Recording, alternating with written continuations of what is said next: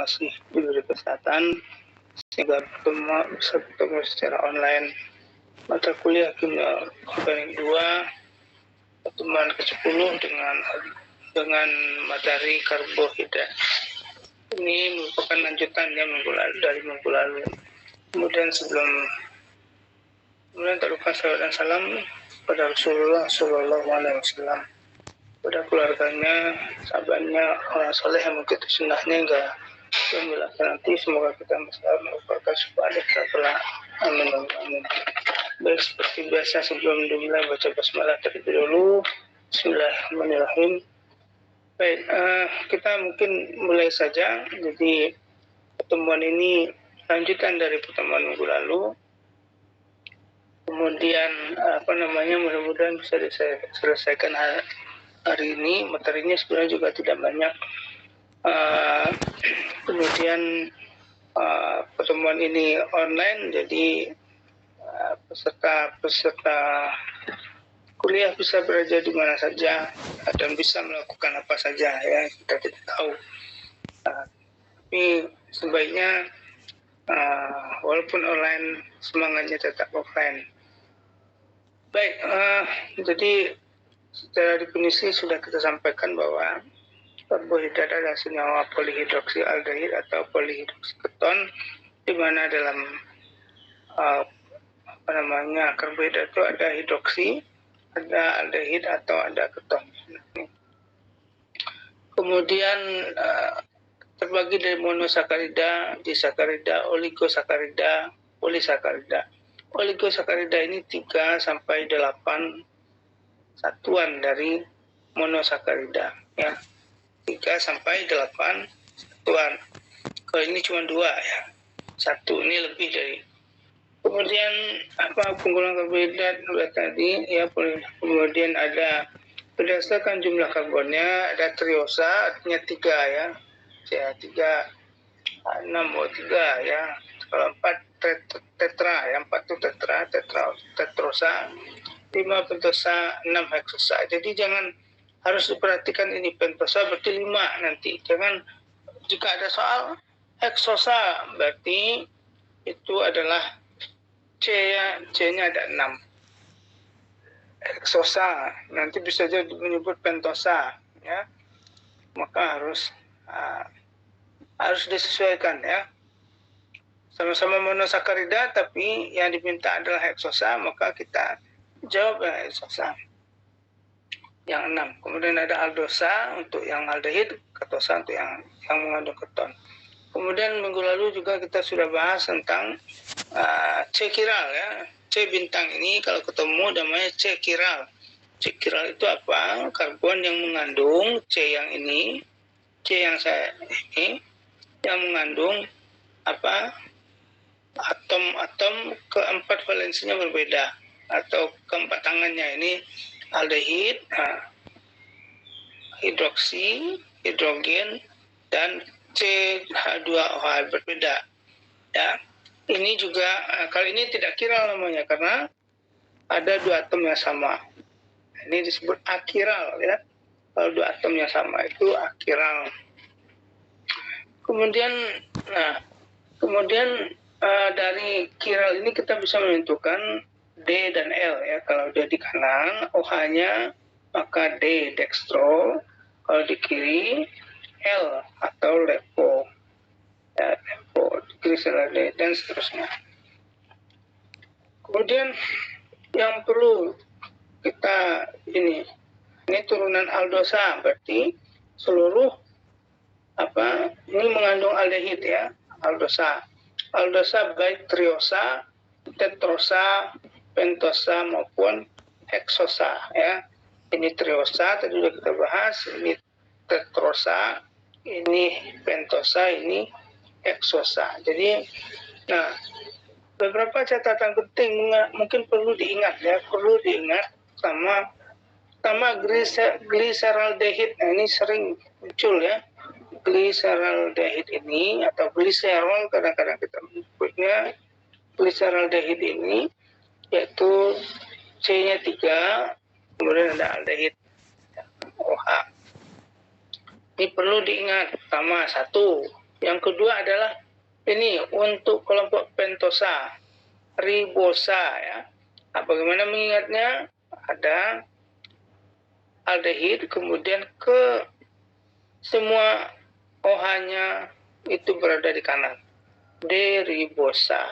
Ya, ini kenapa? Karena nanti kita terkait dengan RNA ya. Karena di RNA ribosa ribonukleotida nukleik asid ya, atau RNA dan DNA. R-nya itu ribosa ya, ribonukleotida ya. Nah, ini penting. Kemudian yang penting lagi mana? Pertama ini ya, kedua ini yang sebenarnya penting, tapi ini yang paling sering muncul ya. Ya. Yang ketiga ini yang ya, D-glukosa ya. Mana D-glukosa ini 3 OH-nya berada di sebelah kanan ya. Dan yang satu lagi galaktosa. Ini perlu diingat ya, perlu diulang-ulang ya. Kalau galaktosa sama-sama heksosa, tapi bedanya 2 atom OH-nya ada di sebelah kanan. Ya, mudah untuk mengingatnya ya. Kemudian ada satu lagi yang harus diingat, yaitu fruktosa ya, fruktosa. Ya, walaupun yang lain banyak ya, cuman kita ini kan banyak, ada ribulosa ya, silulosa, eritulusa ya, siposa, sorbosa ya, banyak. Mungkin tidak bisa kita mengingat semuanya satu persatu, tapi yang penting itu tadi ya, ada glukosa, galaktosa, dan fruktosa ya. Nah, ini sama-sama aldosa ya, yang ini sama-sama aldosa karena mengandung aldehid. Jadi mudah untuk mengingatnya adalah hanya fruktosa ya, kalau yang ada di alam ini ya, hanya fruktosa yang ketoheksosa atau yang mengandung glukus keton. Ya, sama itu. Yang kedua, ini rumus Fischer, kemarin sudah kita gambarkan bagaimana terbentuk. Kalau Fischer itu kan Fish, kemudian namanya yang menemukan Fischer ya, yang menyampaikan Fischer, tapi kebetulan juga apa namanya, gambarannya itu seperti tulang ikan ya. Nah, kemudian ada Howard ya, Howard ini perlu, Howard ini harus diingat satunya di sini, C1, C2, C3, C4, C5, dan C6 ya. Kemudian OH, kalau ke bawah disebut alfa, OH ke atas disebut beta pada C1. Jadi penting untuk mengetahui mana C1, C2, C3, C4, dan C5 ya. Kemudian ya, struktur Howard ini ada juga konformasi kursi ya. Konformasi kursi ini penata laksanaan atau penempatan atom-atom di ruangan 3 dimensi ya, membentuk konformasi kursi. Konformasi kursi ini adalah konformasi paling stabil ya, dibanding konformasi lain. Konformasi lain seperti konformasi biduk ya, seperti ini ya. Ya, ini konformasi biduk. Ya.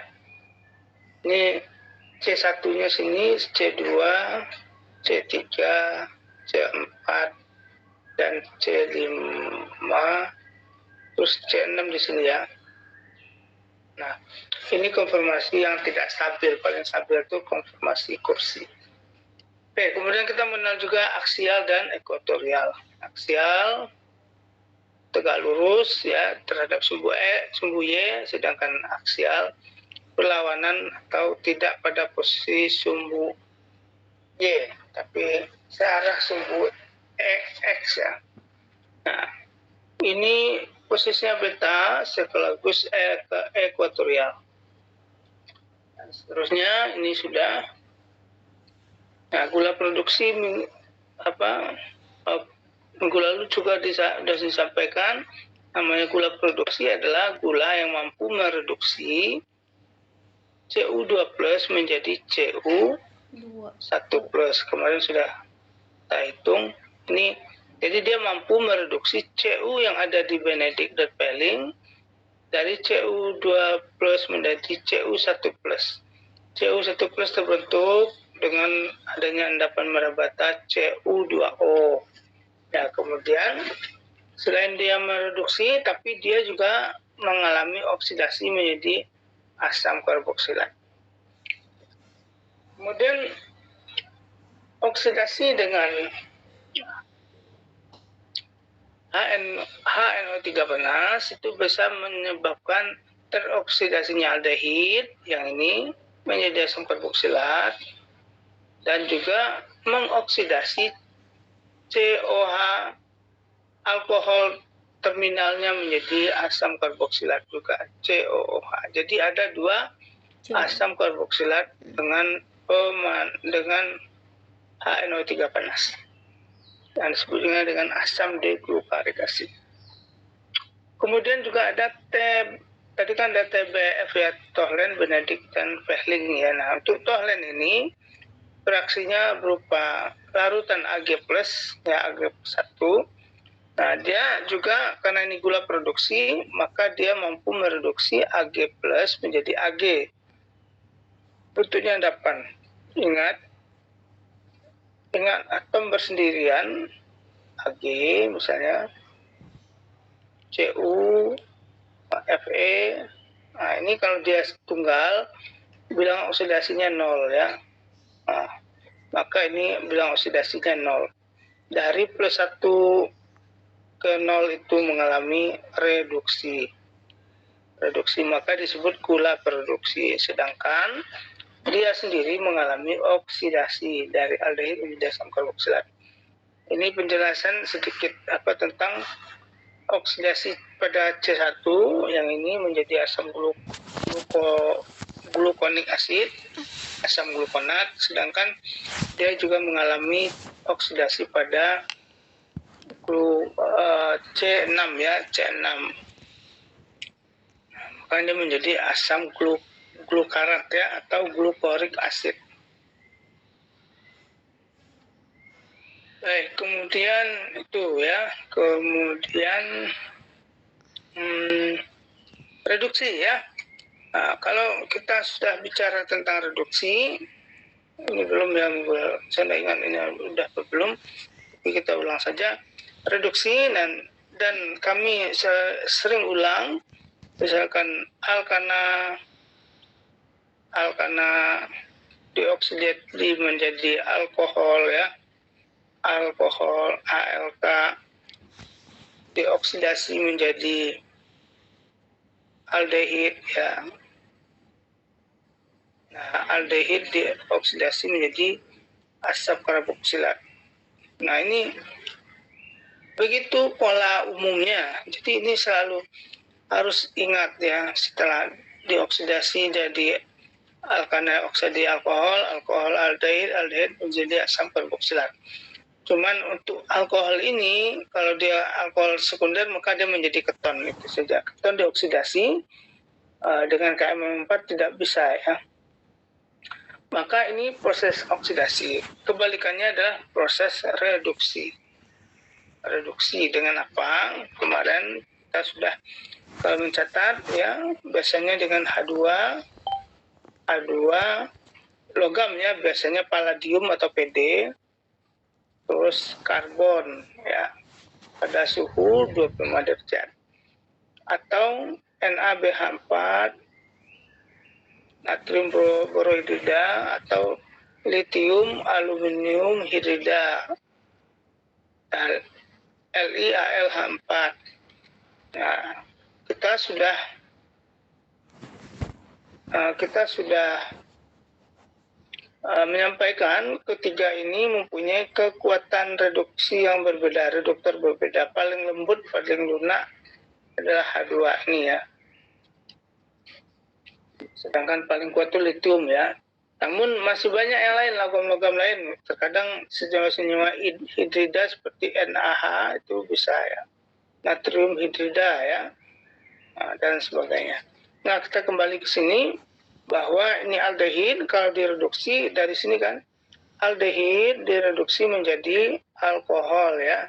Reduksi kembalikan dari H2 di sini hidrogen ini sebagai pemberi hidrogen sebagai reduktor dengan katalis logam di sini. Nah, maka di sini sudah kami tulis biasanya H2 dalam katalis logamnya palladium atau Pd atau platinum atau zinc ya, begitu. Banyak pilihannya. Nah, kita lihat di sini aldehid menjadi alkohol. Maka ini juga ada alkohol, tapi ya tidak ada perubahan.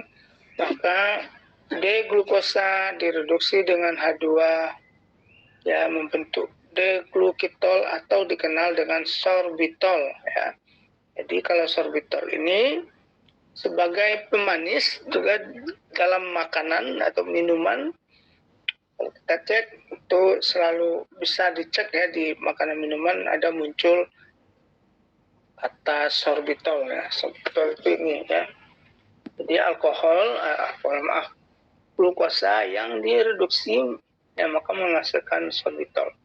Ini contoh ya reduksi monosakarida ya tadi sudah dengan logam dan H2 enzimatis. Nah, enzimatis ini yang kita agak untuk menjelaskannya tidak bisa enzimatis ini seperti katalis ya, katalis logam ataupun organologam, tapi ini adalah biokatalis. Jadi ini protein yang punya aktivitas ya, aktivitas dalam metabolisme suatu zat dalam makhluk hidup ya. Jadi dia maka terkadang kami ulang terkadang ya kita tidak bisa menjelaskan secara reaksi konvensional reaksi enzimatis ini ya karena reaksinya kadang spesifik. Maksud apa secara konvensional untuk dijelaskan terkadang kita sudah mengenal istilah reaksi-reaksi selama ini substitusi nukleofilik apalagi SN, adisi dan sebagainya itu terkadang tidak kita bisa jelaskan enzimatik ini bagaimana mekanismenya, poinnya begitu. Kemudian produk poliol ya gula direduksi menjadi alditol ya tadi sudah ya menjadi sorbitol, ini glukosa menjadi sorbitol atau glucitol.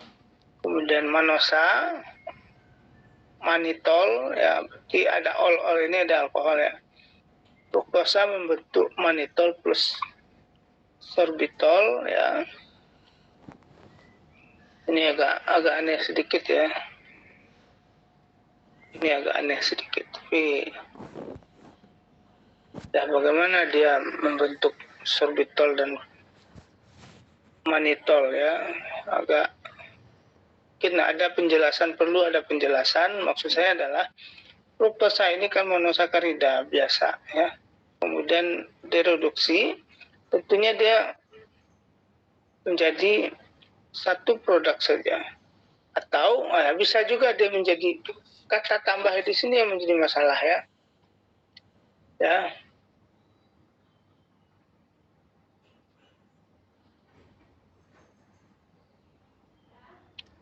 Ini ya.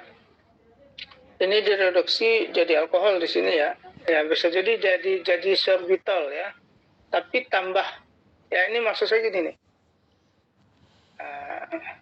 Perhatikan ya. Jadi sedikit penjelasan ya yang kan tadi CH2OH ini apa namanya tadi fruktosa ya. Terus dia kan ada 6 ya. 1, 2, 3, 4, 5, 6. Nah, ini ya. Kemudian di sini OH, ini H, terus OH, OH ya. atom H, atom H, atom H2 ya. Ini sedikit penjelasan ya, kenapa fruktosa menjadi sorbitol ya. Ya, cuman manitolnya ini yang kita tidak manosa menjadi manitol. Nanti kita lihat. Nah, berarti dengan tambahnya H2 ya, tambah logam, ya logam mungkin PD, kita tulis logam saja. Maka yang terreduksi adalah ini.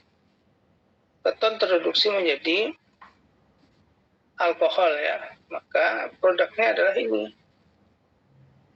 COH, perhatikan strukturnya H2 ya. Kita akan ngikutin seperti ini. Atom H, tergantung ya posisinya nanti. COH ya. Terus COH. Ya, perhatikan ya, nanti kita lihat strukturnya sorbitol seperti apa. 1, 2, 3, 4, 5, 6 ya. COH.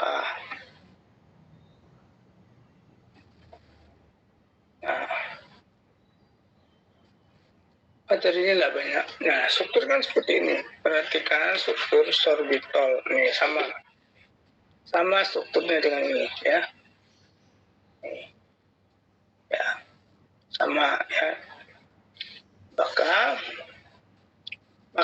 apa namanya tadi, fruktosa kalau direduksi bisa menjadi sorbitol, sama dengan glukosa kalau direduksi menjadi sorbitol. Nah, manosa ya apa-apa lah sedikit ya, kita coba.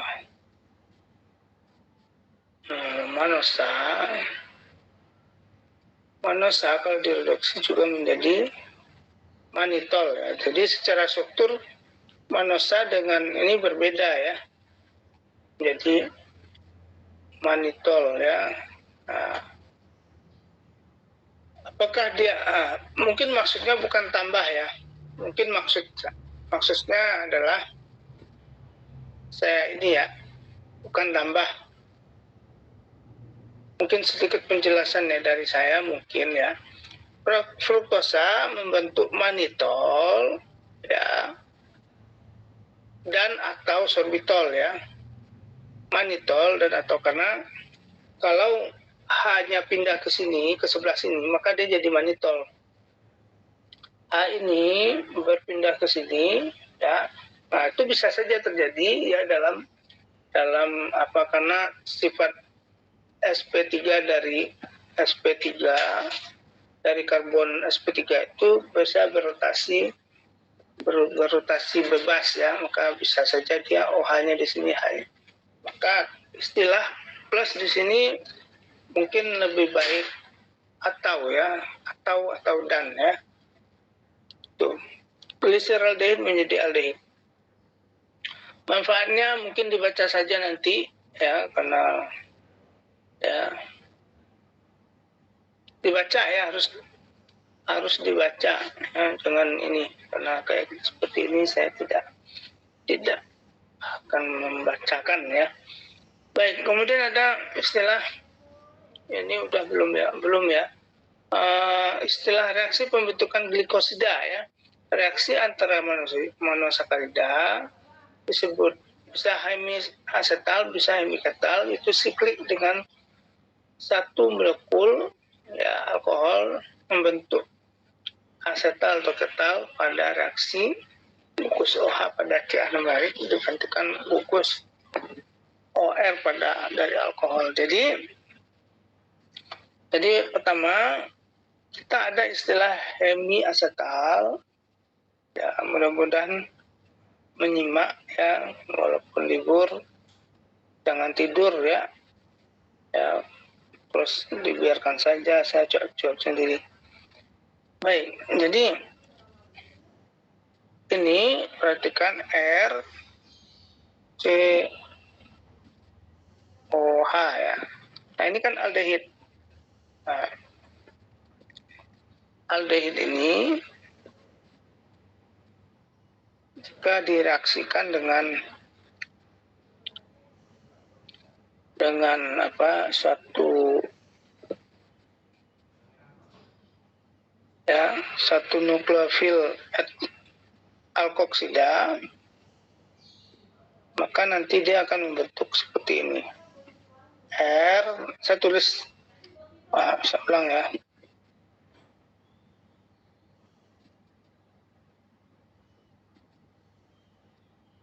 Dalam suasana asam ataupun basa,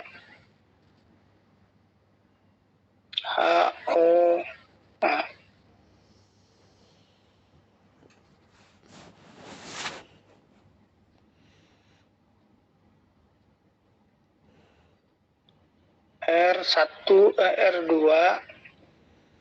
R1 gitu ya, ROH ya, suatu alkohol ya, dalam suasana asam ataupun basa, ini bersifat nukleofil. Nanti kalau suasana asam nanti begini ya, maka ini akan membentuk RC omin ya, ini omin kan, omin itu kan, di sini H, ini OR2, R1. Nanti H plus yang ini bereaksi dengan ini nanti membentuk. Maka pada R1COR OH. Nah, di sini ada atom H ya. Di sini ada atom H. Maka karena ini asalnya dari aldehid, perhatikan membentuk senyawa seperti ini, ada ester ya, ROR ya, COR2, dan ada atom H. Nah, di sini ada atom H yang pertama itu ya. Yang kedua harus di R1 ini keton. Kalau paham alhamdulillah, kalau nggak paham ya saya bingung. R2 ini keton ya, ditambah seperti sama dengan yang tadi R3 kita tulis untuk membedakannya saja. Maka produknya nanti adalah seperti ini. Mirip dengan yang tadi, berarti R1 C OH ya kan, terus R3 bukan O, maksud saya O, R3. Di sini masih ada R2. Perhatikan struktur yang ini. Ya. Ini ya, ini OH, ini dia. Ini R1. Ini OR2. Ini OR3 ya. Dan ini ada atom H di sini ada R2. Nah, bedanya apa? Di sini ada atom H, di sini ada R atau alkil. Maka yang ada atom H ini disebut hemiasetal. Hemiasetal karena dia mulai dari asetaldehyde. Kalau ini karena R di sini, maka disebut hemiketal karena berasal dari keton. Hemiketal. Mudah-mudahan paham yang saya maksud.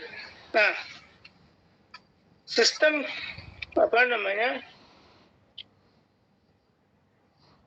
sistem pada hasil reaksi siklik itu menghasilkan mirip ini ya. Ini apa tadi? Ini R1. Ini R1 ya. Ini H, ini dia.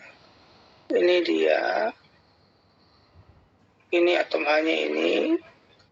Ini OH. Ini OR ya.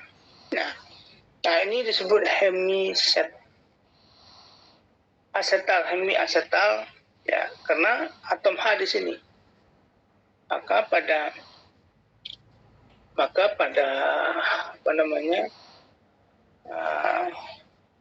untuk hemiasetal ini, maka terjadi reaksi pembentukan ester pada OH ini. Ya. Ini ROH ini hanya digantikan oleh CH3 membentuk OCH3. Tadi kan di sini OH kan, CH3 ini datang dari sini ya. Maka ini ikatan CO, ini C di sini ya, CO dan OC ini disebut ikatan glikosida. Disebut glikosida. Ini kan namanya beta diglukopiranasa, ya. Maka ada setelah terbentuknya adanya metil di sini, metil beta D-glukopiranosida, ya. Ditambah akhirannya ida di belakang. Saya ulang, dalam